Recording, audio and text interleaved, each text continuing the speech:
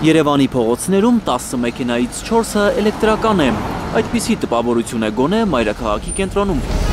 Ամեն քայլափոխի լիցքավորման միացրած կամ վաճառքի հանված էլեկտրոքարեր են, թրենդ, որ Հայաստանում տարածվում է 2022 թվականից։ Ինչու են մարդիկ երեսթեքում ներքին այրման շարժիչով աշխատող մեքենաներից։ Ժամանակակից Երևալու գայթակղությունն է մեծ, թե խնայողություն անելու ցանկությունը։ Էկոլոգիայի հետ կապված։ Դե ծախսի առումով, թազա մեքենայի առումով, երևի ձեռատալի։ Չինական ավտոինդուստրիան է գրավել հայկական շուկան իր հայտնի ու անհայտ մակնիշի ավտոմեքենաներով։ Նորա, հələ մի քանի տարի հետո կերեვა այդ ինչա։ Ասեք 5 մարդա գերադասը մի 10 տարվա Mercedes կանց թե ես։ Դիկոմից լավա որ քաղաքի օդը մաքուր է մնում։ Բայց վտանգավոր է։ Միկրովալնոկի վրա նստած մարդիկ իրանց կյանքը թունավորում են։ Որոշ մասնագետներ պնդում են, բենզինով կամ դիզվառելիքով աշխատող մեքենան էլեկտրականով փոխարինելով գումար չես խնայում, ոչ էլ շրջակա միջավայրն ես մաքուր պահում։ Հակառակը էլեկտրական մեքենայի շարքից դուրս եկած մարտկոցը փոխարինելը միայն մի կլորիկ գումար է արժենում։ Հին մարտկոցից ազատվելն էլ իսկական գլխացավանք դառնում, արգելվում է այն նետել աղբանոց։ Ու փոխարինելուց հետո որպես կանոն դե մեքենայի տերը դե մարկոսը իր հետ չի տանում, որտեղ դա ոչ մեկին պետք չի։ Ու մնում է մեզ մոտ։ Ու այդ դեպքում հարց առաջանում, լավ այդ մարկոսները մենք ինչ անենք։ Անկամ անվճար, թեկուզ դու գումար տաս, ոչ մեկ չի գա քեզանից դա վերցնի։ Կյանքն ապրած անպիտան մարտկոսների պահելը կյանքի ու առողջության համար վտանգավոր է, պնդում է Դավիթը, որ տասնյակ մարտկոսներ է փոխել ու հավաքել իր արհեստանոցում։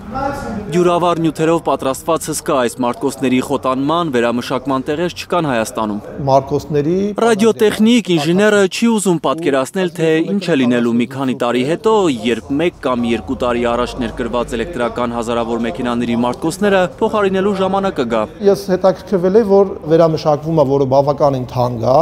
անգամ ասում են ավելի թանկ է, քան թե ընդերքից այդ լիթիումը դու հանես եւ պատրաստես մարկոս։ Էլեկտրական մեքենա գնել մարդկանց ստիպում է նաև անվճար մաքսազերծումը։ Ամեն տարի կառավարության որոշմամբ քվոտա էկոմեքենաների որոշակի քանակ է սահմանվում անվճար մաքսազերծելու համար։ Բայց տարեկան գույքահարկն է բարձր խոստովանում են էլեկտրական մեքենաների սեփականատերերը։ Այդպես բաներ շատ կա։ Արմանը 2 ամիս առաջ է գնել իր ամերիկյան երկաթե նժույգը Tesla Model 3-ը։ Վազքի 5-րդ տարում մեքենան տեխնիկական խնդիրներ դեռ չունի, ասում է, բայց ներքին այրման շարժիչով մեքենայից միանգամից էլեկտրականի ղեկին նստելը ռիսկային է։ Երկար ճանապարհ գնալուց առաջ ինքն իրեն հարցնում է, իսկ եթե ճանապարհին մարտկոցը նստի, ինչ է անելու։ Քաղաքից դուրս քիչ երկար ռիսկային է, էլի, ասենք օրինակ երկար ճանապարհ տալու, որովհետև ինքը տենց դաժե փեջերից զայրատկեն կնստի, ասենք սառը եղանակներին, տենց ավելի շուտ կնստի, ասենք օրինակ կարող եմ -10-12 աստիճանից 10% հիշնի։ Սարսափով է մտածում, որ ինչ է անելու, երբ կարիք լինի փոխել մեքենայի մարտկոցը։ Անգամ հին մեքենայի վրայից հանված հարաբերական լավ վիճակի մարտկոցը մի լավ Opel-ի գին արժի։ Ակումուլյատորները տենց կարանցիայով կվերցնենք, հենց քիչ քշած ավտոյի վրից, ու տենց մոտավորապես 1,200,000-ի պատմություն է, էլի։ Տեսլաների հետ կապված արդեն այս վերջի մի քանի տարի է խնդիրներ ենք տեսնում մարկոսների հետ կապված ու անգամ 1, 2, 3 տարեկան մեքենայի մոտ լինում է մարկոսի խնդիր։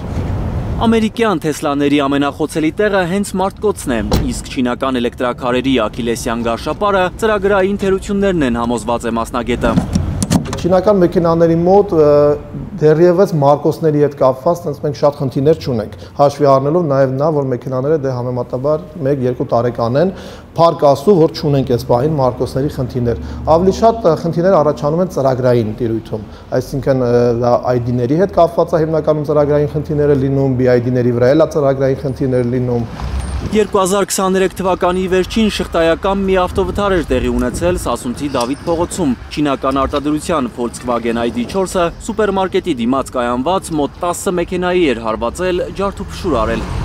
Վարորդը պատմել էր, որ փոստ ընկնելուց հետո էլեկտրական մեքենան դարձել է անկառավարելի, ինքն իրեն արագություն է հավաքել, ղեկն էլ քարացել է։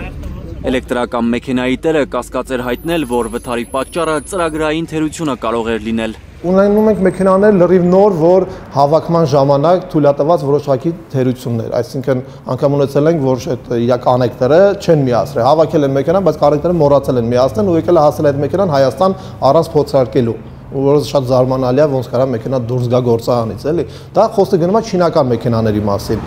Թերությունների մեծ մասի պատճառը էկոմեքենաների նորմալ թեստավորում չանցնելն է, վստահ է մասնագետը։ Կարծում է նորաթուխ ավտոարտադրողները հապճեպ շուկա են հանում իրենց նոր մոդելները ավտոինդուստրիայի հսկաների հետ մրցակցությանը դիմանալու համար և շուկայում իրենց տեղը գրավելու հույսով։